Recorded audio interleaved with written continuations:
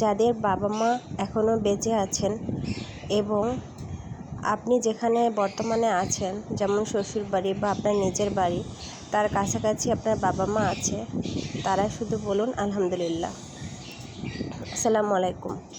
শুধুমাত্র অসুস্থ হলেই বোঝা যায় যে সুস্থতা আল্লাহর দেয়া কত বড় নেয়ামত। আর বাবা মার কথা কেন বললাম?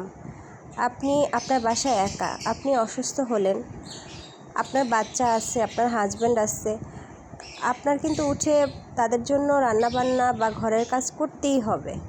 আপনি শুয়ে বা বসে থাকার মতো কোনো উপায়ই আপনার নেই।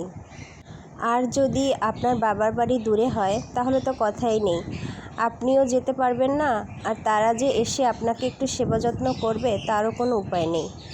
সেজন্যই বললাম, যদি বাবার বাড়ি কাছে থাকে তাহলে আলহামদুলিল্লাহ বলুন, কারণ অসুস্থ হলে অন্তত মা এসে আপনার একটু সেবা করতে পারতো যদি কাছাকাছি হতো, বা আপনিও আপনার বাবার বাড়ি চলে যেতে পারতেন। আসলে মা তো মাই, মায়ের মতো কেউ হয় না, একমাত্র মাই বুঝতে পারে সন্তানের কষ্ট। সবাই ভালো থাকবেন, দোয়া করবেন আমার জন্য। আসসালামু আলাইকুম।